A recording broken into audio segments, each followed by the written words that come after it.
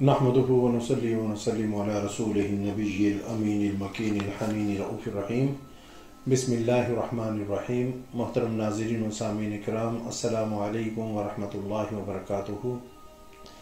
अल्लाह ताला की तौफ़ीक़, मेहरबानी और फ़ज़ल व करम और हुज़ूर नबी अकरम सल्लल्लाहु अलैहि वसल्लम के नारे पाक के सदक़े से हम दर्स कुरान की एक और नशिस्त में हाज़िर हैं। अल्लाह ताला हमें कुरान पाक का सही फ़हम अता फ़रमाए और कुरान पाक की तालीमात पर अमल पैरा होने की तौफ़ीक़ अता फ़रमाए।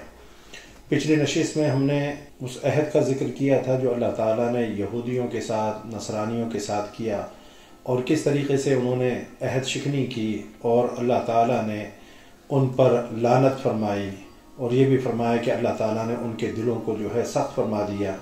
फिर हुज़ूर नबी अकरम सल्लल्लाहु अलैहि वसल्लम की आमद का तज़किरा हुआ और उसके बाद जो है अल्लाह रब्बुल इज़्ज़त ने जो काफिर थे उनका ये कौल कि हज़रत ईसा जो हैं वो अल्लाह हैं, इलाह हैं, इस कौल को जो है अल्लाह ताला ने नक़ल फरमाया। और साथ ही जो है ये अल्लाह ताला ने फरमाया कि कौन है जो अल्लाह ताला को, अगर अल्लाह चाहे कि हज़रत ईसा अलैहिस्सलाम को, हज़रत मरियम को और सब ज़मीन वालों को हलाक जो है फरमाना चाहे तो कौन है जो अल्लाह को रोक सकता है। तो मतलब ये है कि जो सबको मारने पर कादिर है, सबको जिलाने पर कादिर है, वही अल्लाह है। तो जो पैदा होता है और जो एक वक्त के बाद इस दुनिया से चला जाता है वो खुदा नहीं है, ना वो खुदा का बेटा है। अल्लाह ताला वहदहू ला शरीक है, ना कोई उसका बेटा है, ना कोई उसका बाप है, ना कोई उसकी बीवी है, ना उसकी कोई औलाद, बहन भाई। अल्लाह ताला इन तमाम चीज़ों से पाक और मुज़क्का और मुसफ़ा है। और अल्लाह ताला ने जो ख़ुद कुरान पाक में अपनी सिफ़ात का बयान फरमाया है, हमें अल्लाह ताला को उन्हीं सिफ़ात के साथ पहचानना चाहिए। आज जो है हम आयत नंबर 18 से अपनी गुफ्तगू का आगाज़ करेंगे। और मैंने आपसे पहले भी जो है पिछले दुरूस के अंदर ये बात हुई कि यहूदी और नसरानी, ईसाई, उनका ये दावा था कि हम अल्लाह के बहुत महबूब हैं और बहुत करीब हैं, बहुत चहीते हैं, और ये कि अल्लाह ताला जो है हमें जहन्नुम के अंदर नहीं भेजेगा। और बाज़ का ये ख्याल था कि अगर हम जहन्नुम में गए तो सिर्फ चंद दिन के लिए हम जहन्नुम के अंदर जाएंगे। यहूदी समझते थे कि वो 40 दिन जो उन्होंने बछड़े की इबादत की थी तो हम 40 दिन जहन्नुम के अंदर जाएंगे। बास का था कि 7 दिन हम जाएंगे। मुख्तसर ये कि बास तो कहते थे जाएंगे ही नहीं, बास कहते थे अगर जाएंगे तो 40 दिन या 7 दिन जाएंगे। तो इस तरीके से उन्होंने अपने जहन को बना रखा था, अपने ख्यालात अपने तईं जो है इस तरह के बना रखे थे। तो अल्लाह ताला ने फरमाया उनके इस कौल को जो है आयत नंबर 18 सूरह अल-माइदा की आयत नंबर 18 के अंदर अल्लाह ताला ने यहूदियों और ईसाइयों के इस कौल को बयान फरमाया। वो क्या है कि वक़ालतिल यहूद व नसारा, और यहूद और नसारा ने कहा, नहनु अब्नाउल्लाहि व अहिब्बाउहु, हम अल्लाह के बेटे और उसके महबूब हैं, हम अल्लाह के बेटे और उसके महबूब हैं। कुल फलिमा युअज़्ज़िबुकुम बिज़ुनूबिकुम। अब अल्लाह ताला जो है चूंकि ये उनका दावा है कि हम अल्लाह के बेटे और उसके महबूब हैं, तो आगे अल्लाह ताला ने उनके इस दावे की तरदीद फरमाई इस अंदाज में कि फ़कुल, ए महबूब सल्लल्लाहु अलैहि वसल्लम, आप इनसे जो है इस अंदाज में बात कीजिए और ये जो है इनके इस दावे को इस तरह से रद्द कीजिए कि फलिमा युअज़्ज़िबुकुम बिज़ुनूबिकुम, तो फिर माजी में अल्लाह ताला तुम्हारे गुनाहों पर तुम्हें अजाब क्यों देता रहा है। अगर तुम्हारी ये बात, तुम्हारा ये दावा बजा है, दुरुस्त है कि तुम अल्लाह के बेटे और अल्लाह के महबूब और मुकर्रब हो, तो ये बताओ कि तुम ही थे ना कि अल्लाह ताला ने तुम में से जो बास को बंदर बना दिया, बास को खिंजीर बना दिया, अल्लाह ताला ने तुम पर जो है तरह तरह के अजाबात जो है वो नाजिल फरमाए। तो जो अल्लाह के महबूब होते हैं, मुकर्रब होते हैं, जो अल्लाह के बेटे हों, तो उन पर तो अजाब नहीं आना चाहिए। तो अल्लाह का जो तुम पर मुसलसल अजाब, अल्लाह की लानत, अल्लाह का गजब जो तुम पर नाजिल होता रहा है, ये इस बात की दलील है कि तुम अल्लाह के महबूब और मुकर्रब नहीं हो, बल्कि अल्लाह ताला ने फरमाया गैरिल मग़दूबि अलैहिम वलद्दालिन। تو تم پر اللہ کا جو یہودیوں پر غضب نازل ہوا، اور عیسائی جو ہے حضرت عیسیٰ علیہ السلام کو خدا کا بیٹا بنا کر گمراہ ہو گئے، تو دونوں کے اوپر اللہ تعالیٰ نے لعنت فرمائی ہے، اور دونوں کو اللہ تعالیٰ نے جو ہے اچھے انداز کے اندر قرآن پاک کے اندر بیان نہیں فرمایا۔ پھر اللہ رب العزت فرمایا بل انتم بشر ممن خلق، بلکہ حقیقت تو یہ ہے کہ جن مخلوقات کو اللہ نے پیدا کیا ہے تم بھی انہی میں سے بشر ہو، یعنی باقی جو جس طرح طبقات انسانی کی مانند ہو، جس طرح دیگر لوگ ہیں تم بھی انہی کی طرح ہو۔ کرائیٹیریا سب کے لیے ایک ہی ہے، ان اکرمکم عند اللہ اتقاکم، کہ تم میں سے جو جتنا متقی ہے، پرہیزگار ہے، خوف و خشیت الہی سے جس کا دل جتنا لبریز ہے، جو جتنا اللہ سے ڈرتا ہے، جو جتنا اللہ کے سامنے عاجزی اور انکساری کا پیکر بن کر جھکتا ہے، تو وہی اللہ کے قریب ہے۔ تو اللہ کی رضا، اللہ کا قرب اور اللہ کی خوشنودی حاصل کرنے کا معیار صرف ایک ہے، سب کے لیے ایک ہے، چاہے وہ اس دور کے یہودی تھے جو حضرت موسیٰ علیہ السلام پر ایمان لاتے تھے، یا عیسائی تھے جو حضرت عیسیٰ علیہ السلام پر اپنے دور میں ایمان لاتے تھے۔ تو جو متقی اور پرہیزگار بنا، اللہ تعالیٰ نے اس کو بلند فرما دیا، یہ معیار ہے۔ فرمایا کہ تم بھی جو ہے باقی جو خلق ہے ان میں سے جو ہے ایک بشر ہو، یغفر لمن یشاء ویعذب من یشاء، وہ جسے چاہے بخشش سے نوازتا ہے اور جسے چاہے عذاب سے دوچار کرتا ہے۔ اب آپ یہاں پر ذہن میں رکھیں کہ تین طرح کے طبقات ہیں انسانوں میں، تین طرح کے ماننے والوں میں تین طرح کے طبقات ہوتے ہیں۔ ایک وہ ہوتے ہیں جو ہر وقت اللہ کی رضا کے متلاشی رہتے ہیں، اللہ سے ڈرتے ہیں، خوف و خشیت الہی سے کانپتے رہتے ہیں، اور ذرا سا کوئی عمل ان سے ہو جائے تو فوراً اللہ کی بارگاہ میں استغفار کرتے ہیں، توبہ کرتے ہیں، اور اللہ کے احکامات پر عمل کرتے ہیں، جن چیزوں سے اللہ نے منع فرمایا اس سے رکتے ہیں، اوامر و نواہی کا خیال رکھتے ہیں، حقوق اللہ حقوق العباد کا خیال رکھتے ہیں۔ تو ایسے لوگ جو ہوتے ہیں وہ اللہ تعالیٰ انشاءاللہ ان کو سیدھا جنت عطا فرمائے گا۔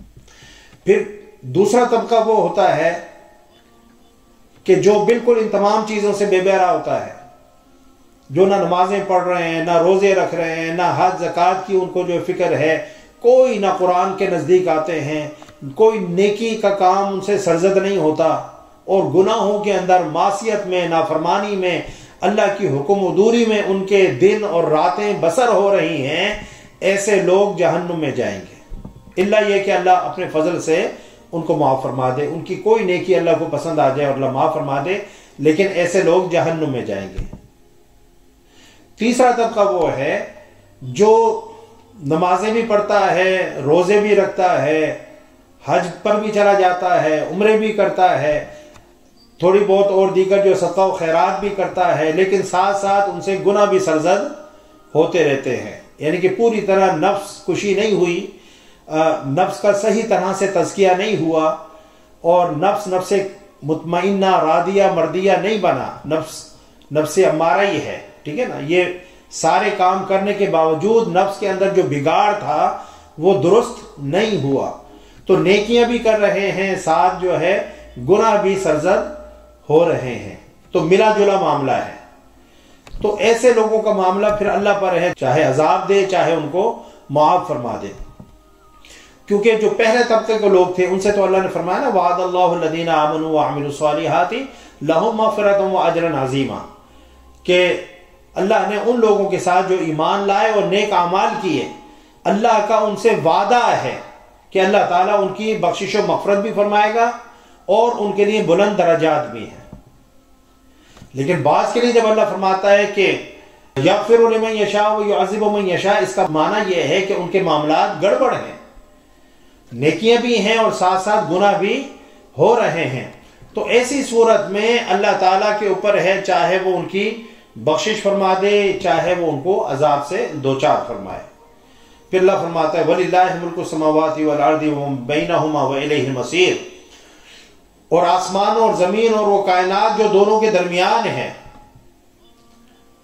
وَمَا بَيْنَهُمَا، تو آسمان ہے، زمین ہے، اور وہ کائنات جو ان دونوں کے درمیان ہیں، اللہ فرماتا ہے وہ اسی کی ملکیت میں ہے۔ سب کی بادشاہی اسی کی ہے. آسمانوں کا بادشاہ بھی اللہ ہے, زمین کا بادشاہ بھی اور زمینوں کا بادشاہ بھی اللہ ہے, اور آسمان اور زمینوں کے درمیان اور پوری کائنات کے اندر جو کچھ بھی ہے اس کا مالک, اس کا بادشاہ صرف اور صرف اللہ ہے. حقیقی حکم جو ہے وہ صرف اللہ کا چلتا ہے. باقی اللہ اپنے اذن سے جس کو جو طاقت عطا فرما دے تو وہ اللہ کی دی ہوئی طاقت ہے, وہ اللہ کا دیا ہوا تصرف ہے, اور وہ بھی اگر اس دیے ہوئے اذن اور تصرف سے کوئی کام کرتے ہیں تو وہ ایسا ہی ہے جو من جانب اللہ ہے. وہ کام بھی کیا ہے؟ من جانب اللہ ہے. اگر کسی جو ہے لیٹ سے کہ حضرت جبریل امین آئے حضرت مریم علیہ السلام کے پاس کہ میں آیا ہوں تمہارے پاس لے احب لک غلام زکیہ, تاکہ میں تمہیں جو ہے پاک بیٹا دوں. تو حضرت جبریل امین تو بیٹا دینے والے نہیں ہیں. بیٹا دینے والا یا بیٹی دینے والی, اولاد دینے والی ذات وہ تو اللہ کی ہے, خدا کی ہے. نہ نبی کوئی بیٹا دے سکتا ہے, نہ رسول کوئی بیٹا دے سکتا ہے, نہ کوئی فرشتہ بیٹا دے سکتا ہے, نہ کوئی ولی بیٹا دے سکتا ہے اگر اللہ کا اذن نہ ہو, اگر اللہ ان کو یہ طاقت, یہ تصرف, یہ کمال عطا نہ فرمائے. تو کہنے کا مقصد یہ ہے کہ مجازی طور پر اسی طرح حضرت عیسیٰ علیہ السلام جو ہے مردوں کو زندہ کرتے تھے, تو مردوں کو زندہ کرنا یہ کام, یہ شان یہ اللہ کی ہے. لیکن اللہ تعالیٰ جو ہے اگر یہ طاقت, یہ تصرف اپنے نبیوں میں سے, رسولوں میں سے, اپنے بندوں میں سے کسی کو عطا کرنا چاہیں تو کوئی اللہ کو روک سکتا ہے؟ لیکن ماننا یہ چاہیے کہ جس کے اندر جو شان ہے, جو رفت ہے, جو عزت اور مقام اللہ نے دیا ہے وہ اللہ کی طرف سے دیا ہوا ہے, اس کا ذاتی نہیں ہے. اور ڈیفینیٹلی اللہ دیتا ان کو ہے جن کو اللہ پسند کرتا ہے, جن سے اللہ محبت کرتا ہے, ہر ایک کو تو نہیں دیتا. وَإِلَيْهِ الْمَصِيرُ, اور فرمایا کہ اور ہر ایک کو اسی کی طرف پلٹ کر جانا ہے. دیکھیں جہاں سے ہم آئے ہیں, جہاں سے ہماری زندگی کا سفر شروع ہوا ہے وہیں پر ہمیں پلٹ کر جانا ہے. جس طرح سے آپ کا ایک گھر ہے, وہاں سے آپ ایک جرنی شروع کرتے ہیں, آپ کہیں پکنک پر, کہیں ٹور پر, کہیں آؤٹ سائڈ کنٹری جاتے ہیں, کسی بھی ملک میں جاتے ہیں ہفتے کے لیے, 2 ہفتے کے لیے, پھر کیا ہوتا ہے جتنا بھی ٹائم آپ کی چھٹی ہے جو آپ باہر ویکیشن پر اسپینڈ کرنے گئے ہیں, واپس پلٹ کر پھر آپ کدھر آتے ہیں؟ گھر آتے ہیں, کیونکہ آپ کا جو ہے اصل ٹھکانہ وہ آپ کا گھر ہے. ہمارا اصل ٹھکانہ, ہماری روح کا اصل ٹھکانہ وہ ملائے اعلیٰ تھا جہاں سے ہم آئے تھے, وہ عالم ارواح تھا جہاں سے ہم آئے ہیں, جہاں پر روحیں رہتی تھیں. اللہ نے اس عالم بشریت کے اندر بھیج دیا. پھر مرنے کے بعد ہم جو ہے عالم برزخ میں چلے جائیں گے, پھر عالم آخرت میں. تو لوٹ کر سفر پھر جہاں سے اس لیے ہم کیا کہتے ہیں, انا للہ و انا الیہ راجعون, بے شک ہم اللہ کے لیے ہیں اور اللہ ہی کی طرف لوٹ کر جانے والے ہیں. تو ہم وہیں سے آئے تھے اور وہیں ہم نے لوٹ کر جانا ہے. اللہ نے فرمایا وَإِلَيْهِ الْمَصِيرُ, اور ہر ایک کو اسی کی طرف پلٹ کر جانا ہے. کس کی طرف؟ اللہ کی طرف, جو تمام کائنات کا بادشاہ ہے, جو آسمانوں کا, زمینوں کا اور جو کچھ اس کے درمیان ہے, ان تمام چیزوں کا بادشاہ اللہ ہے, اور اسی کی طرف ہمیں پلٹ کر جانا ہے. پھر اللہ رب العزت نے آیت نمبر 19 کے اندر بیان فرمایا یا اہل الکتاب, اے اہل کتاب. اب اہل کتاب سے مراد یہودی اور عیسائی, کیونکہ یہ دونوں اہل کتاب ہیں. حالانکہ ان کے عقائد میں اتنا فساد پیدا ہو گیا تھا, ان کے معاملات کے اندر اتنا فساد پیدا ہو گیا تھا, لیکن اس کے باوجود چونکہ اللہ نے ان کو کتاب عطا فرمائی تھی اور وہ نبیوں پیغمبروں کو ماننے والے تھے, اس لیے اللہ تعالیٰ نے ان کو اہل کتاب سے ہی تعبیر فرمایا. یا اہل الکتاب, اے اہل کتاب, قد جاءکم رسولنا, بے شک تمہارے پاس ہمارے یہ رسول صلی اللہ علیہ وسلم, یہ آخری نبی جو ہے تشریف لائے. یبین لکم علی فترۃ من الرسل ان تقولوا ما جاءنا من بشیر ولا نذیر. فرمایا کہ تمہارے پاس ہمارے یہ آخر الزماں رسول صلی اللہ علیہ وسلم پیغمبروں کی آمد کے سلسلے کے منقطع ہونے کے موقع پر تشریف لائے ہیں. یعنی کہ نبیوں اور رسولوں کی آمد کا سلسلہ جو ہے منقطع, آپ پر آ کر منقطع ہو گیا. اس کا معنی کیا ہے کہ حضور نبی اکرم صلی اللہ علیہ وسلم خاتم النبیین ہیں، اور آپ کے بعد کوئی نبی اور کوئی رسول اس دنیا میں نہیں آئے گا۔ آپ صلی اللہ علیہ وسلم نے فرمایا کہ اللہ تعالیٰ نے قصر نبوت، قصر رسالت تعمیر فرمایا۔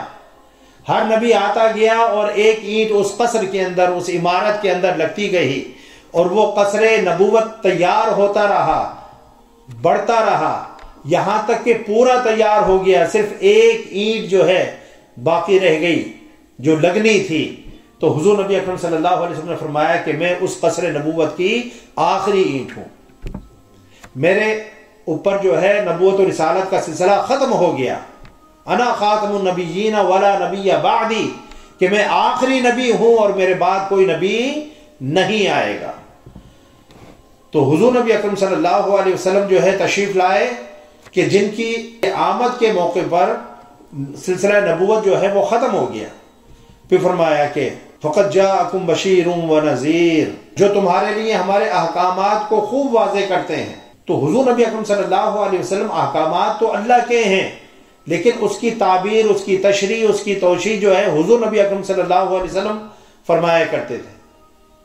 اس لیے جو ہے جو قرآن اس کے اندر احکامات مجمل ہیں، اس کی جو تفصیل ہے وہ اللہ تعالیٰ نے حضور نبی اکرم صلی اللہ علیہ وسلم کے ذریعے سے ہمیں عطا فرمائی۔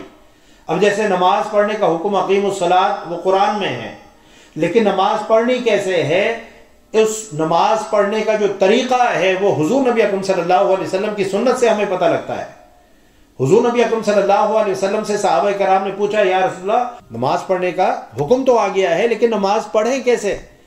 تو حضور نبی اکرم صلی اللہ علیہ وسلم نے فرمایا، صلو کما رأیتمونی اصلی، جس طرح تم مجھے نماز پڑھتے ہوئے دیکھتے ہو اسی طرح سے تم نماز پڑھو، یعنی میری اقتداء کرو، مجھے فالو کرو۔ میں ہاتھ اٹھاتا ہوں تم بھی ہاتھ اٹھاؤ، میں ہاتھ باندھتا ہوں تم بھی ہاتھ باندھو، جو میں پڑھتا ہوں وہ تم پڑھو، جس طرح سے رکوع سجود میں کرتا ہوں اس طرح سے تم رکوع سجود کرو، جس طرح سے قعدہ میں بیٹھتا ہوں، جلسہ میں بیٹھتا ہوں اسی طرح سے تم بیٹھو، جس طرح سلام پھیر کر میں نماز سے باہر آتا ہوں اسی طرح تم باہر آؤ۔ جو میری نماز ہے اس کو دیکھتے جاؤ، وہی تمہاری نماز ہے۔ صلو کما رأیتمونی اصلی، جس طرح تم مجھے نماز پڑھتے ہوئے دیکھتے ہو اسی طرح سے نماز پڑھو۔ تو حکم نماز پڑھنے کا قرآن میں آیا، لیکن اس کی جو تفصیلات تھیں کہ کس طرح سے نماز پڑھنی ہے، یہ ساری تفصیلات حضور نبی اکرم صلی اللہ علیہ وسلم کے عمل سے ہمیں ملتی ہے۔ تو حضور نبی اکرم صلی اللہ علیہ وسلم جو ہے وہ شارع بھی ہیں اور شارح بھی ہیں۔ شارع مینز لیجسلیٹر، کہ اللہ تعالیٰ نے حضور نبی اکرم صلی اللہ علیہ وسلم کو یہ شان عطا فرمائی ہے کہ آپ اپنی زبان رسالت سے جو فرما دیں، اگر کہہ دیں کہ یہ حلال ہے تو وہ حلال ہے، فرما دیں یہ چیز حرام ہے وہ چیز امت کے لیے حرام ہو جاتی ہے۔ کیونکہ حضور نبی اکرم صلی اللہ علیہ وسلم صرف قرآن پاک کی آیات کی تعبیر و تشریحات نہیں فرماتے تھے، بلکہ چیزوں کو حلال اور حرام بھی جو ہے فرماتے تھے۔ اب بہت ساری چیزیں ہیں جو ہمارے لیے حرام ہیں، کھانا حرام ہے، قرآن کے اندر اس کا تذکرہ موجود نہیں ہے۔ تو حضور نبی اکرم صلی اللہ علیہ وسلم محلل بھی ہیں، محرم بھی ہیں، حلال کرنے والے بھی ہیں اور حرام کرنے والے بھی ہیں، لیجسلیٹر بھی ہیں اور انٹرپریٹر بھی ہیں۔ تو یہی قرآن میں اللہ نے فرمایا کہ جو تمہارے لیے ہمارے احکام کو خوب واضح کرتے ہیں تاکہ احکامات کھل کر تمہارے سامنے آ جائیں۔ اللہ اکبر۔ ان تقولوا ما جاءنا من بشیر ولا نذیر، اس لیے کہ تم عذر کرتے ہوئے یہ نہ کہہ دو کہ ہمارے پاس تو کوئی خوشخبری سنانے والا اور کوئی ڈر سنانے والا آیا ہی نہیں۔ تو اللہ تعالیٰ نے پہلے بھی نبی اس لیے بھیجے اور اپنے دین کا اختتام اور اکمال جو ہے حضور نبی اکرم صلی اللہ علیہ وسلم پر کیا۔ یہ سلسلہ نبوت و رسالت اللہ تعالیٰ نے اس لیے شروع فرمایا اور اسی لیے نبیوں کو بشارت دینے والا اور ڈرانے والا بنا کر بھیجا کہ دنیا میں لوگ جو ہے کل اللہ کی بارگاہ میں آئیں گے تو آ کر یہ نہ کہیں کہ مولا ہمارے پاس تو کوئی آیا ہی نہیں، نہ کسی نے ہمیں ڈرایا، نہ کسی نے ہمیں کوئی خوشخبری دی، ہمارے پاس تو کوئی تیرا پیغام لے کر نہیں آیا۔ تو اللہ تعالیٰ نے یہی فرما رہا ہے کہ کہیں یہ عذر جو ہے تم قیامت کے دن پیش نہ کر دو کہ ہمارے پاس نہ تو کوئی خوشخبری سنانے والا آیا ہے اور نہ ڈر سنانے والا آیا ہے۔ تو اتمام حجت کے لیے اللہ تعالیٰ نے حضرت آدم علیہ السلام سے لے کر حضور نبی اکرم صلی اللہ علیہ وسلم تک 1,24,000 نبی اور رسول بھیجے تاکہ یہ عذر باقی نہ رہے کل قیامت کے دن کھڑے ہو کر کوئی یہ نہ کہہ سکے کہ ہمارے پاس تیرا پیغام ہی نہیں آیا تو ہم تجھے مانتے کیسے۔ اب بس میں اب پیغام واضح طور پر آ گیا ہے، احکامات کھول کھول کر بتا دیے گئے ہیں، سنا دیے گئے ہیں۔ اب جس کا دل جو ہے اس کو قبول کرے گا وہ کامیاب ہوگا، کامران ہوگا، اور جو اس پیغام کو قبول نہیں کرے گا اس کے لیے اللہ تعالیٰ نے جہنم تیار کر رکھی ہے۔ پھر فرمایا واللہ علی کل شیء قدیر، اللہ تعالیٰ ہر چیز پر بڑا قادر ہے، ہر چیز پر بڑا قادر ہے، یعنی اس کی قدرت سے کوئی چیز باہر نہیں ہے، وہ جو کرنا چاہے کر سکتا ہے، اور جو کرنے کا ارادہ کرے کوئی اس کو اس ارادے سے روک نہیں سکتا، ٹھیک ہے نا۔ بعض اوقات ہوتا ہے ہم ایک کام کرنے کا ارادہ کرتے ہیں، بعض اوقات تو خود بخود رکاوٹیں آ جاتی ہیں، بعض اوقات کوئی اس کام کو کرنے سے ہمیں روک دیتا ہے، ہوتا ہے یا نہیں ہوتا؟ آپ نے کوئی کام کرنے کا ارادہ کیا، ابا جی نے آپ کو روک دیا، امی جی نے آپ کی روک دیا ہے کہ نہیں بیٹا یہ کام نہیں کرنا، تو ارادہ آپ نے کیا لیکن روک دیا۔ بعض اوقات حالات ایسے پیدا ہو جاتے ہیں وہ حالات روک دیتے ہیں آپ، ہے یا نہیں؟ لیکن اللہ تعالیٰ جب کسی کام کو کرنے کا ارادہ کرتا ہے تو کوئی اس کو روکنے والا نہیں ہے، اور ہم جب ارادے کرتے ہیں ہمارے ارادے بعض اوقات ٹوٹ جاتے ہیں، مکمل نہیں ہوتے، ٹھیک ہے نا۔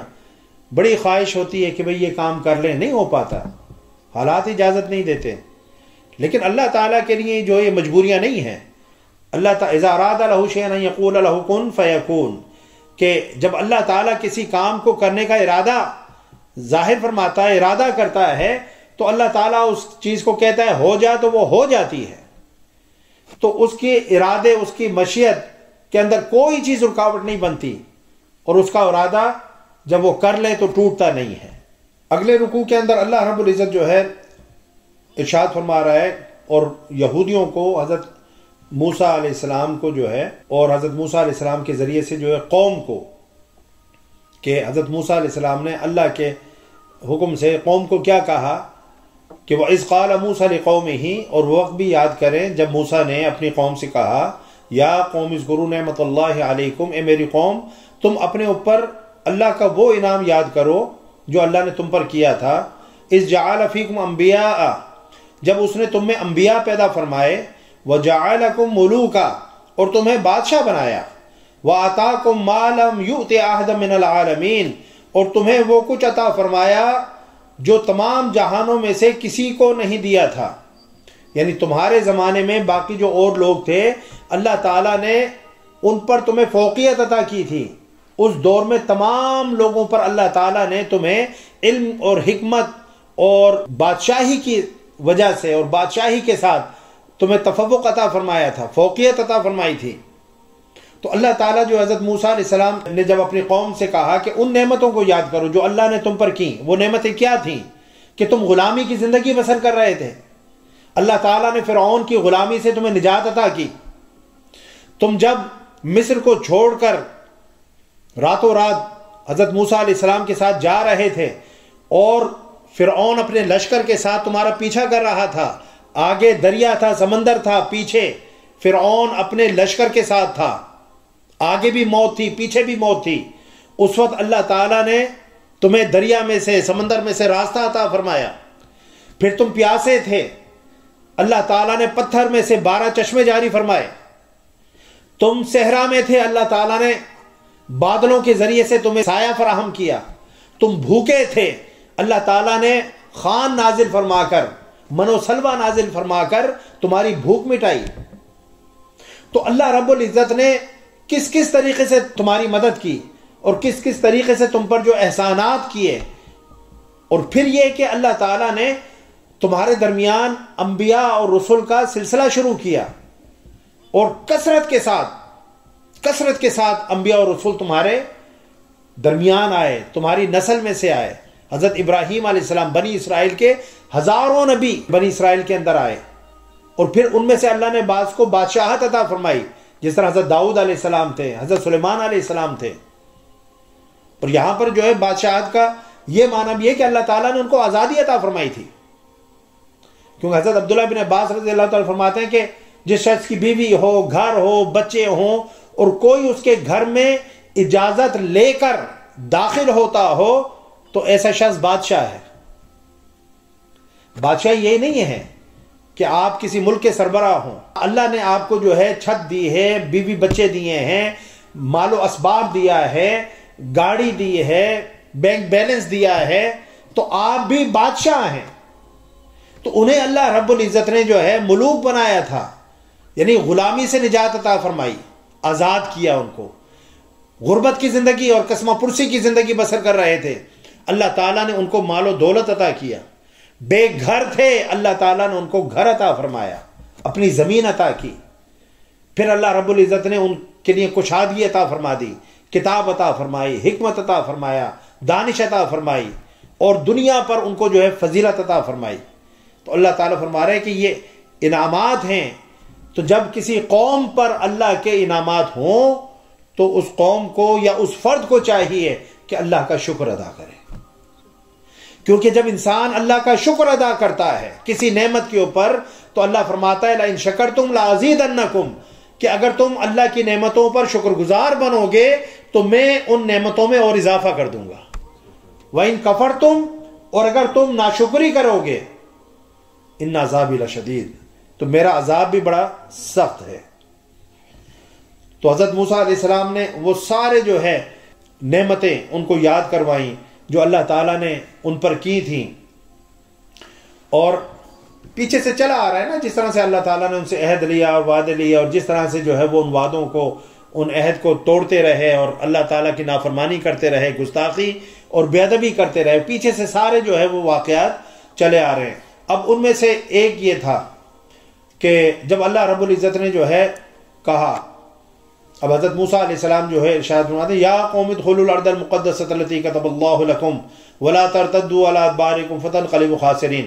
اب حضرت موسیٰ علیہ السلام نے پہلے تو ان نعمتوں کو یاد دلوایا کہ جو اللہ نے ان پر کی تھی بنی اسرائیل کے اوپر، کہ یہ نعمتیں تھیں، پھر انبیاء بھی تم میں آئے، پھر ان میں سے بعض ملوک بھی ہوئے، اللہ نے بادشاہت بھی تمہیں عطا فرمائی، یہ ساری. تو حضرت موسیٰ علیہ السلام نے فرمایا یا قوم ادخلوا الارض المقدسۃ التي كتب اللہ لكم، اے میری قوم اس مقدس سرزمین میں داخل ہو جاؤ. یا وہ ملک شام تھا یا بیت المقدس کی زمین تھی، چونکہ وہاں پر جو ہے وہ مقدس کیوں ہو گئی کہ وہاں پر جو ہے حضرت انبیاء کرام کثرت کے ساتھ آئے. تو چونکہ وہ سرزمین انبیاء تھی اور وہاں پر انبیاء کے مزارات تھے، ان کی جو ہے قبور تھیں، ان نفوس قدسیہ کی برکت سے اللہ تعالیٰ نے اس زمین کو مقدس کر دیا. تو جہاں پر اللہ والوں کے قدم رکھتے ہیں وہ جگہ باعث خیر و برکت ہو جاتی ہے. تو فرمایا کہ میری قوم اس مقدس سرزمین میں داخل ہو جاؤ، التی کتب اللہ لکم، جو اللہ نے تمہارے لیے لکھ دی ہے، جو اللہ نے تمہارے لیے لکھ دی ہے، یعنی یہ فیصلہ کر دیا ہے کہ تمہاری زمین ہے. تم اس زمین کے اندر جاؤ گے تو اللہ تعالیٰ تمہیں اس قوم کے خلاف جو اس زمین کے اوپر اس وقت رہتی ہے اللہ فتح عطا فرمائے گا. جب لکھ دی ہے تو اس کا معنی کیا ہے کہ اللہ تعالیٰ یہ گارنٹی لے رہا ہے کہ میں تمہاری مدد کروں گا، نصرت کروں گا، تم جاؤ ان کے ساتھ لڑو، اللہ تمہیں فتح عطا فرمائے گا. ولا ترتدوا علی ادبارکم، اور اپنی پشت پر نہ پلٹنا، پیچھے نہ پلٹنا. فتنقلبوا خاسرین، کیونکہ اگر تم پیچھے پشت پر پلٹ گئے تو تم نقصان اٹھانے والے بن جاؤ گے.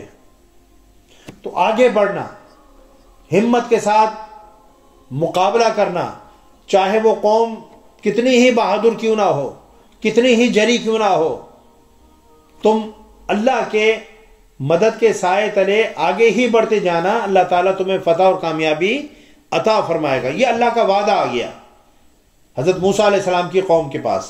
اب آگے سنیے کیا ہوا. اب حضرت موسیٰ علیہ السلام نے کیا کیا؟ حضرت موسیٰ علیہ السلام نے ایک اسٹریٹجی ہوتی ہے کہ جنگ سے پہلے آپ جاسوس بھیجتے ہیں، اسپائز بھیجتے ہیں تاکہ وہ جائیں اور جا کر وہاں کے حالات کا جائزہ لیں، دیکھیں کہ آگے جو لوگ ہیں وہ کیسے ہیں، ان کی تیاری کیسی ہے، ان کا دفاع ڈیفنس کیسا ہے۔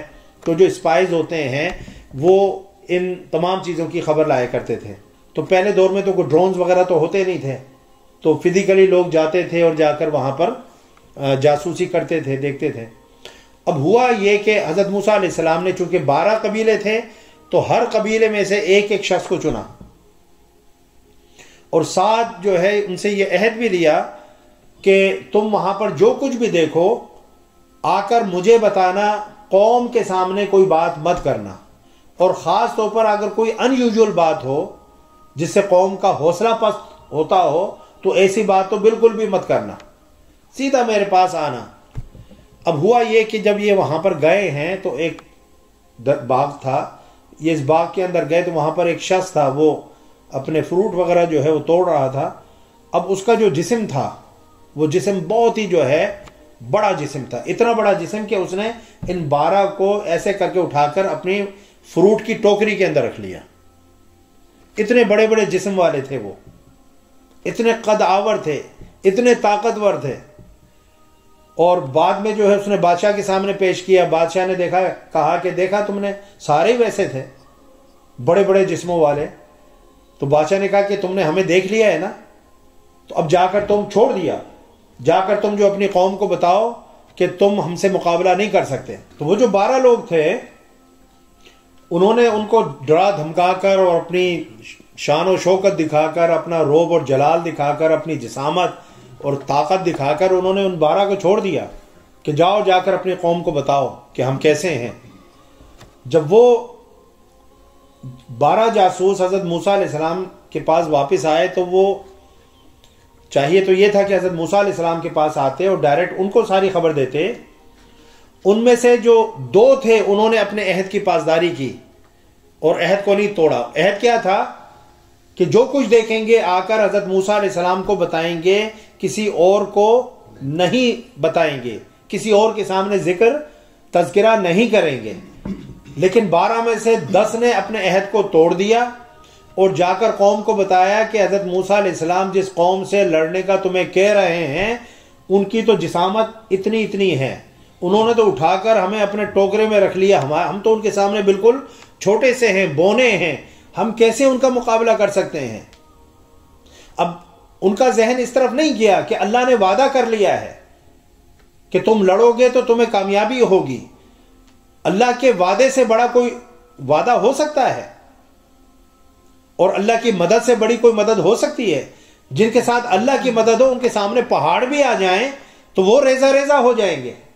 لیکن اس طرف ان کا ذہن نہیں گیا، وہ ان کے جسامت کو دیکھ کر، ان کی طاقت کو دیکھ کر ڈر گئے اور آ کر اپنی قوم کے اندر بزدلی پیدا کر دی، ان کے حوصلے توڑ دیے اور کہا کہ خبردار یہ غلطی مت کرنا، ان کے سامنے جا کر کھڑے مت ہو جانا، وہ ہمیں چھوڑیں گے نہیں۔ اب 2 جو تھے حضرت یوشع بن نون اور حضرت کالب بن یقنہ، یہ جو 2 تھے، حضرت یوشع بن نون جو ہے نبی بھی تھے، بعد میں جو ہے آپ نے دیکھا حضرت موسیٰ علیہ السلام کے ساتھ حضرت خضر کی ملاقات کے لیے بھی وہی گئے تھے۔ تو ان 2 نے جو ہے عہد کا پاس کیا اور حضرت موسیٰ علیہ السلام کے پاس آئے اور آ کر سارا جو ہے ان کو بتایا کہ وہ کس طرح کے لوگ ہیں۔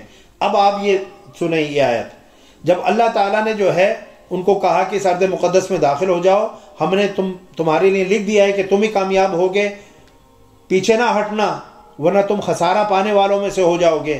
تو اب حضرت موسیٰ علیہ السلام نے فرمایا قالوا یا موسیٰ، انہوں نے کہا قالوا یا موسیٰ، اے موسیٰ، ان فیہا قوم جبارین، کہ اے موسیٰ اس میں تو بڑے زبردست لوگ رہتے ہیں، بڑے ظالم، بڑے طاقتور، بڑے لہیم شہیم اور قد آور لوگ رہتے ہیں۔ وَإِنَّا لَن نَدْخُلَهَا حَتَّى يَخْرُجُوا مِنْهَا، اور ہم اس میں ہرگز داخل نہیں ہوں گے یہاں تک کہ وہ اس زمین سے نکل جائیں۔ اب خود بخود کون اپنی زمین کو چھوڑ کر نکلتا ہے؟ اگر آلریڈی وہاں پر لوگ ہیں تو ان کو نکالنا پڑے گا نا، ان کے ساتھ جنگ کرنی پڑے گی۔ انہوں نے کہا جب تک وہ خود اس زمین کو چھوڑ نہیں دیتے، زمین کو ہمارے لیے ویکنٹ نہیں کر دیتے، ایمٹی نہیں کر دیتے، ہم اس زمین کے اندر داخل نہیں ہوں گے۔ فَإِن يَخْرُجُوا مِنْهَا، فَإِنَّا دَاخِلُونَ، بس اگر وہ یہاں سے نکل جائیں تو ہم ضرور داخل ہو جائیں گے. بڑا احسان ہے آپ کا. یعنی جب بالکل جو ہے میدان خالی ہو جائے گا، سب چھوڑ چھاڑ کر بھاگ جائیں گے، تب ہم آئیں گے اور وہاں پر رہنا شروع کریں گے. قال رجلان من الذين يخافون انعم الله عليهما، ان چند لوگوں میں سے جو اللہ سے ڈرتے تھے، دو ایسے شخص بول اٹھے جن پر اللہ نے انعام فرمایا تھا. اب وہ یہ دو لوگ جو وہی تھے، حضرت یوشع بن نون اور حضرت کالب. وہ اپنی قوم سے کیا کہنے لگے؟ ادخلوا علیہم الباب، تم ان لوگوں پر بلا خوف حملہ کرتے ہوئے شہر کے دروازے سے داخل ہو جاؤ، کوئی فکر مت کرو، اللہ نے مدد و نصرت کا وعدہ کر لیا ہے، اللہ کی نصرت و تائید ہمارے ساتھ ہے، کوئی ہمارا بال بیکا نہیں کر سکتا، کوئی ہمیں نقصان نہیں پہنچا سکتا، کوئی ہمیں شکست نہیں دے سکتا. تم ہمت کر کے آگے بڑھو، بغیر خوف و خطر حملہ کرو، شہر کے دروازے سے اندر داخل ہو جاؤ. فَإِذَا دَخَلْتُمُوهُ فَإِنَّكُمْ غَالِبُونَ، انہوں نے کہا کہ سو جب تم اس دروازے میں داخل ہو جاؤ گے تو یقیناً تم غالب ہو جاؤ گے. کس طرح ہو جاؤ گے؟ یہ تمہارے سوچنے کی بات نہیں ہے. تمہارا کام صرف لڑنا ہے، تمہارا کام قدم آگے بڑھانا ہے، اللہ کے حکم پر جہاد کرنا ہے. اس میں تمہیں کامیابی کس طرح سے ملتی ہے اتنی طاقتور قوم کے خلاف، یہ سوچنا تمہارا کام ہے ہی نہیں. جب اللہ نے مدد کا وعدہ کر لیا ہے تو قدم آگے بڑھاؤ، اللہ تعالیٰ تمہاری مدد فرمائے گا. وَعَلَى اللَّهِ فَتَوَكَّلُوا إِن كُنتُم مُؤْمِنِينَ، اور کہا کہ تم یقیناً غالب ہو جاؤ گے اور اللہ ہی پر توکل کرو بشرطے کہ تم ایمان والے ہو.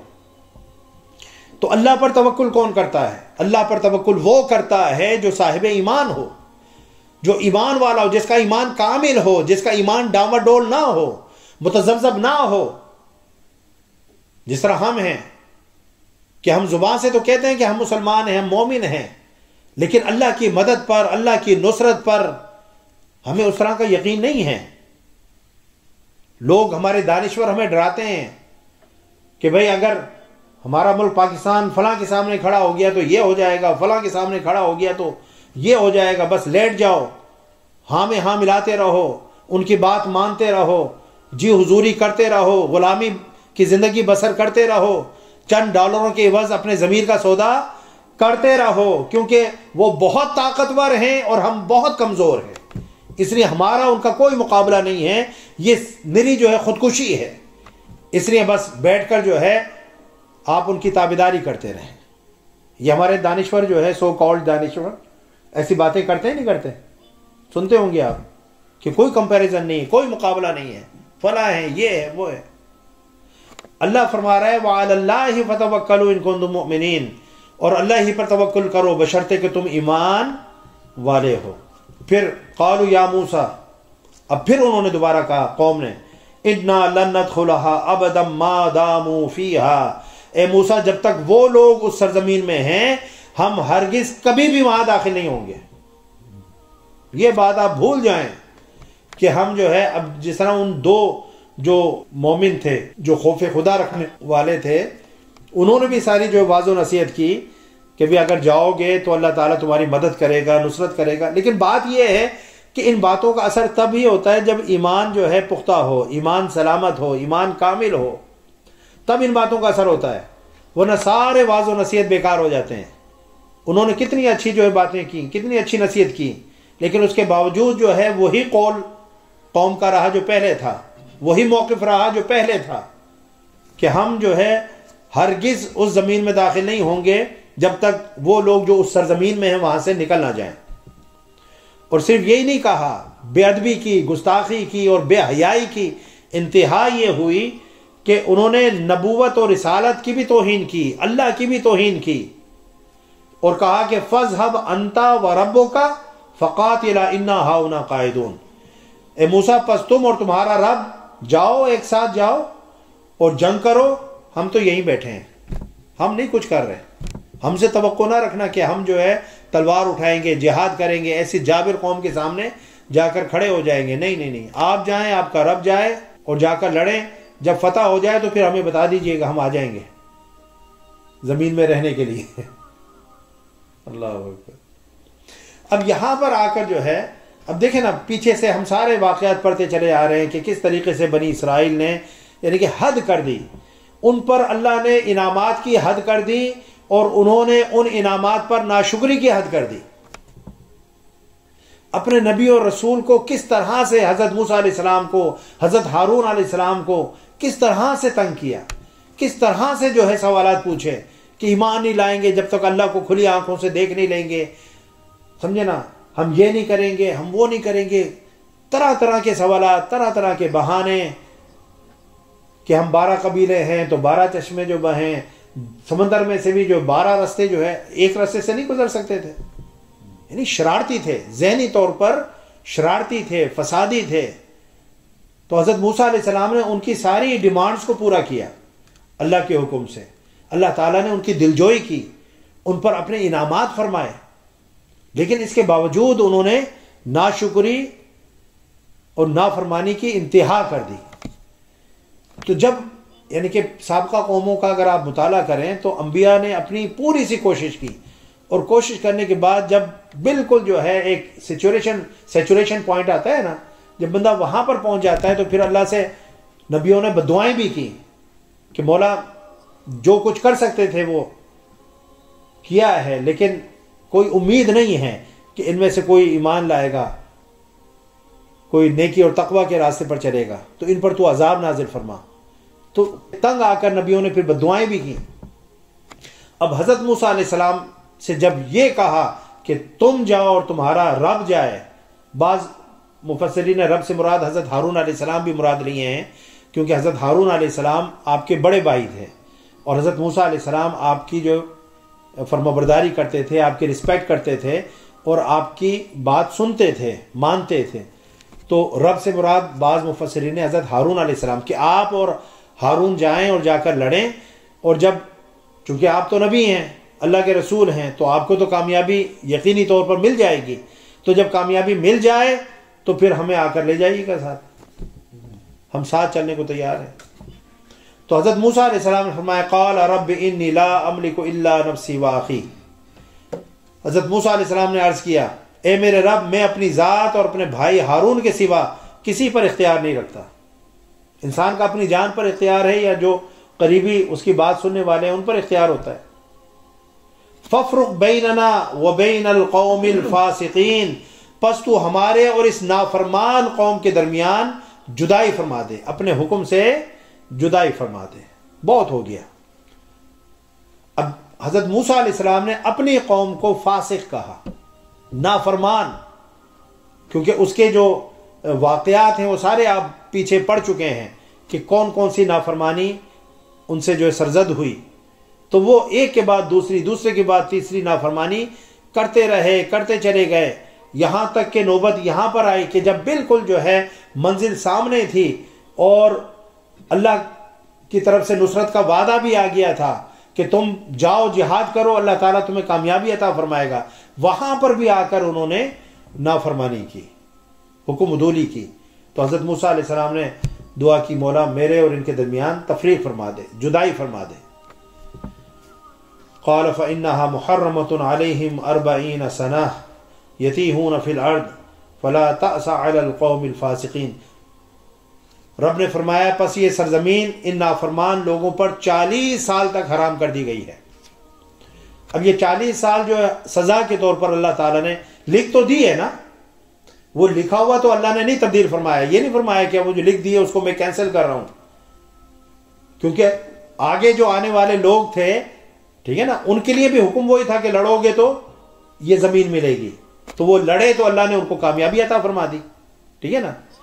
تو حکم جو تھا یہ مشروط تھا لڑنے کے ساتھ، کامیابی مشروط تھی لڑنے کے ساتھ. تمہیں کامیابی ملے گی لیکن شرط یہ ہے کہ تم لڑو، جہاد کرو، تلوار اٹھاؤ، پھر تمہاری مدد ہوگی. اب انہوں نے تو تلوار اٹھائی نہیں، انہوں نے تو جہاد کیا نہیں، اس لیے اللہ تعالیٰ نے ان سے اس کامیابی کے حکم کو، جس کو کہتے ہیں نا ڈیلے کر دیا. وہ کامیابی کا جو حکم تھا اپنی جگہ برقرار رہا، لیکن ان سے اس کو اٹھا کر آگے لے گیا، ٹھیک ہے نا. یہاں تک مفسرین کہتے ہیں کہ پھر 40 سال یہ وادی طے کے اندر، اور وہ کتنا بڑا ریگستان تھا، تقریباً جو ہے 27 میل اس کی جو ہے لمبائی اور چوڑائی تھی. صبح یہ سفر کرتے تھے، شام تک جو ہے سفر کرتے رہتے تھے. جب تھک کر جو ہے سفر اپنا ختم کرتے تھے تو اپنے آپ کو وہیں پر پاتے تھے جہاں سے سفر شروع کیا ہوتا تھا. پھر رات سے صبح تک سفر کرتے تھے، صبح اپنے آپ کو وہیں پر پاتے تھے جہاں سے سفر شروع کیا تھا. 40 سال تک بنی اسرائیل کی قوم اپنی نافرمانی، اپنی ہٹ دھرمی، انبیاء اور رسولان اعظام کی بے عزتی کرنے کے سبب سے اس عذاب سے دوچار رہی. اب دیکھیں اللہ تعالیٰ نے اب اس میں 2 موقف ہیں. ایک موقف یہ ہے کہ حضرت موسیٰ علیہ السلام اور حضرت ہارون علیہ السلام ان کے ساتھ نہیں تھے، چونکہ انہوں نے دعا کی کہ فَفْرُقْ بَيْنَنَا وَبَيْنَ الْقَوْمِ الْفَاسِقِينَ، کہ ہمارے اور قوم کے درمیان تفریق فرما دے، جدائی ڈال دے.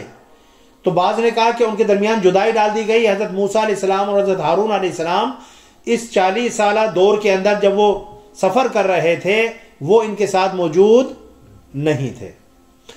دوسرا موقف یہ ہے کہ وہ ان کے ساتھ موجود تھے، لیکن وہ اس سفر کی تکلیف سے اللہ تعالیٰ نے ان کو جو ہے آزاد کر دیا تھا، بری کر دیا تھا. یعنی وہ جو تکلیف بنی اسرائیل کے اوپر 40 سال آتی رہی، حضرت موسیٰ اور حضرت ہارون علیہ السلام جب تک زندہ رہے، کیونکہ آپ دونوں کا وصال اسی مدت کے اندر ہو گیا تھا، وہ اس تکلیف سے جو ہے بچے رہے. جس طرح اللہ رب العزت نے حضرت ابراہیم علیہ السلام کو آگ کے اندر جب وہ ڈلے تو آگ کی کتنی شدت تھی، کتنی حرارت تھی، کتنی تمازت تھی، کتنی تپش تھی، لیکن حضرت ابراہیم علیہ السلام کے لیے وہ آگ گل و گلزار ہو گئی. یا نار کونی بردًا وسلاما علی ابراہیم. تو حضرت ابراہیم علیہ السلام کے اوپر وہ آگ جو ہے ٹھنڈی بھی ہو گئی اور سلامتی والی بھی ہو گئی. تو آپ یہ دیکھیں کہ وہ آگ میں تھے لیکن آگ بھی ان کے لیے سلامتی والی بن گئی، یعنی ان کو کوئی غضن، کوئی نقصان نہیں پہنچا اس آگ سے.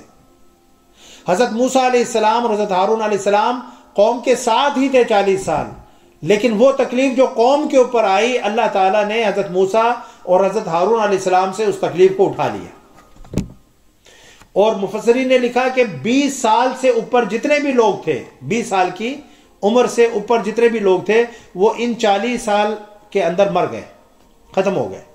اور جو چھوٹے تھے، بچے تھے، وہ پھر جوان ہوئے، اور انہیں پھر اللہ نے جو ہے وہی حکم دیا جو پہلے والوں کو دیا تھا کہ جاؤ لڑو، اللہ تمہارے ساتھ ہے، تمہیں کامیابی نصیب ہوگی.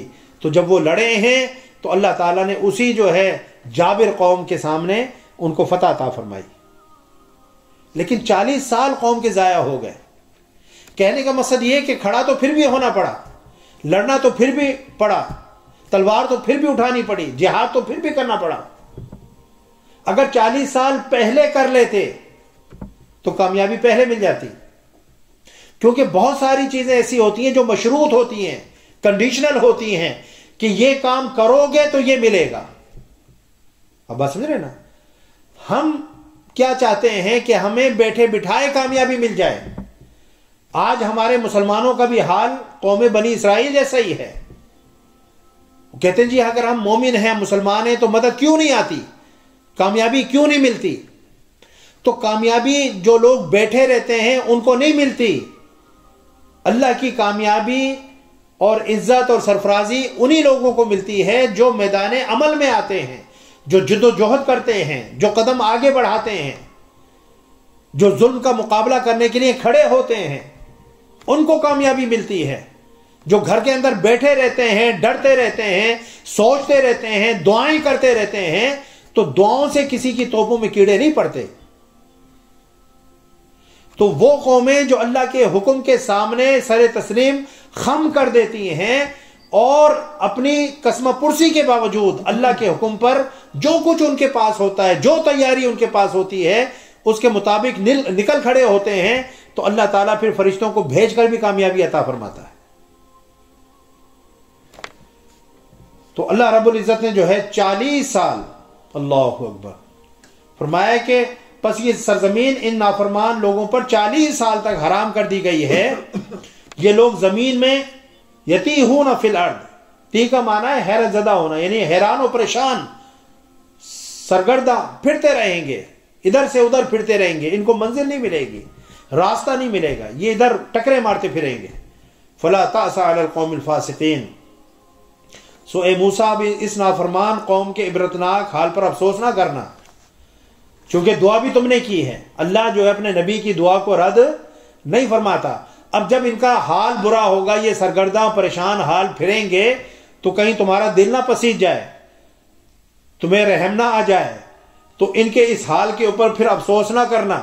اب دعا مانگی ہے تو رب تو اپنے محبوب جو نبی اور رسول ہوتے ہیں ان کی دعا کو قبول فرماتے. اس لیے حضور نبی اکرم صلی اللہ علیہ وسلم نے جب طائف والوں نے آپ صلی اللہ علیہ وسلم کے ساتھ برا سلوک کیا اور آپ کو خون آلود کر دیا، اور فرشتہ بھی اللہ کی بارگاہ سے آ گیا کہ اگر آپ حکم دیں تو اس پہاڑ کو اٹھا کر طائف والوں پر میں پھینک دوں اور یہ بستی جو ہے صفحہ ہستی سے مٹ جائے، تو آپ صلی اللہ علیہ وسلم نے فرمایا کہ شاید اللہ تعالیٰ آنے والی نسلوں میں جو ہے مسلمان پیدا فرما دے، ان کو ہدایت عطا فرما دے.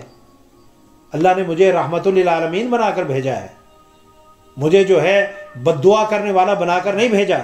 چونکہ نبی اور رسول جو ہے جب اللہ کی بارگاہ میں اپنی قوم کے لیے بد دعا کرتے ہیں تو اللہ تعالیٰ ان کی بد دعا کو قبول فرماتا ہے، اور پھر اللہ کی طرف سے عذاب آتا ہے اور اس قوم کو صفحہ ہستی سے مٹا دیا جاتا ہے. تو اس لیے جو ہے آپ نے قوم لوط کا دیکھا، قوم عاد کا دیکھا، قوم سمود کا دیکھا، قوم شعیب کا دیکھا. ان ساری قوموں پر جو ہے عذاب آیا جب ان کے جو نبی تھے انہوں نے بالکل تنگ آ کر اللہ کی بارگاہ میں بد دعا کی. حضرت نوح علیہ السلام کا واقعہ دیکھ لیں. تو اس کے بعد پھر اللہ رب العزت نے عذاب بھیجا اور کہا کہ بھئی اپنے جو مومن لوگ ہیں جو آپ کے ساتھ ایمان لانے والے ہیں ان کو لے کر آپ اس بستی کو، اس قوم کو چھوڑ کر نکل جائیں، پھر ہم جانے ہمارا کام جانے. پھر اللہ رب العزت نے ان پر آسمانوں سے پتھر بھی برسائے، ہوائیں بھی برسائیں، اور جو ملائکہ ہیں ان کی چیخوں کے ساتھ بھی جو ہے قوموں کو تہس نہس کیا گیا. تو مختلف طریقوں سے جو ہے اللہ تعالیٰ نے ان کو عذاب سے دوچار فرمایا. قوم نوح کو جو ہے پانی کے ذریعے سے اللہ تعالیٰ نے تباہ و برباد کر دیا. تو مقصد یہ ہے کہ اللہ تعالیٰ کی جو فرما برداری ہے اس میں عزت ہے، اس میں انسان کے لیے جو ہے شرافت ہے، کرامت ہے. اللہ تعالیٰ فرما برداری کے ذریعے سے دوسرے لوگوں پر آپ کو تفوق عطا فرماتا ہے، فضیلت عطا فرماتا ہے. لیکن جو نافرمانی کرتے ہیں، ناشکری کرتے ہیں، اللہ تعالیٰ پھر ان پر عذاب نازل فرماتا ہے. اب حضور نبی اکرم صلی اللہ علیہ وسلم کے امتی ہونے کے سبب سے اللہ تعالیٰ نے اس طرح کا عذاب کہ ہمیں بالکل صفحہ ہستی سے مٹا دیا جائے بحیثیت مجموعی ایک مسلمان قوم، کیونکہ دنیا میں 2 ارب مسلمان ہیں. تو کہیں کہیں جزوی عذاب تو آتا ہے، زلزلہ آ گیا اتنے ہزار لوگ مر گئے، سیلاب آ گیا اتنے ہزار لوگ مر گئے، فلاں جگہ جناب سونامی آ گیا تو اتنے ہزار لوگ مر گئے، ہوتا ہے، ٹھیک ہے نا، اس میں مسلمان نہیں مر رہے ہیں. لیکن ایسا نہیں ہے کہ 2 ارب جو مسلمان ہیں ان پر ایک دم کوئی عذاب آئے اور سارے کے سارے مر جائیں.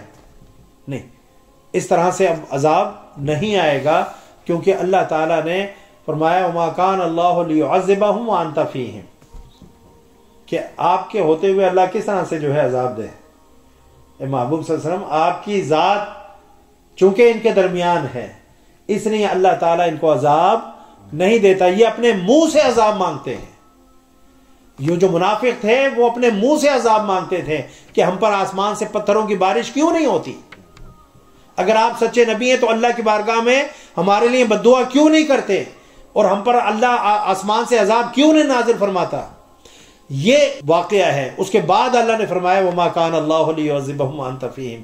یہ تو عذاب مانگ رہے ہیں، یہ تو محبوب تجھے اکسا رہے ہیں کہ تو بد دعا کر، لیکن میں نے تجھے بھی رحمت للعالمین بنا کر بھیجا ہے، اور میں ان کی اس نافرمانی اور گستاخی کی وجہ سے بھی عذاب نہیں بھیج رہا کیونکہ آپ ان کے درمیان ہیں. تو حضور نبی اکرم صلی اللہ علیہ وسلم تو قیامت تک ہمارے درمیان موجود ہیں، اور ان کی وجہ سے ہم سب بچے ہوئے ہیں.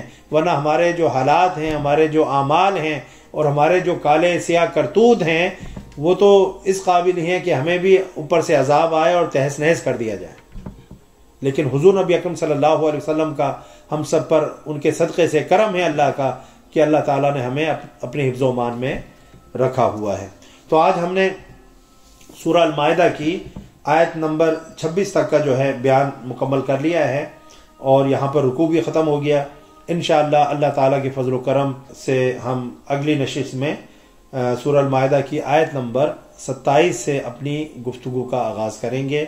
اللہ تعالی ہم سب کو قرآن پاک کی سمجھ عطا فرمائے اور سمجھ کر عمل کرنے کی توفیق عطا فرمائے۔ وما علیہ الا البلاغ۔ السلام علیکم ورحمۃ اللہ وبرکاتہ۔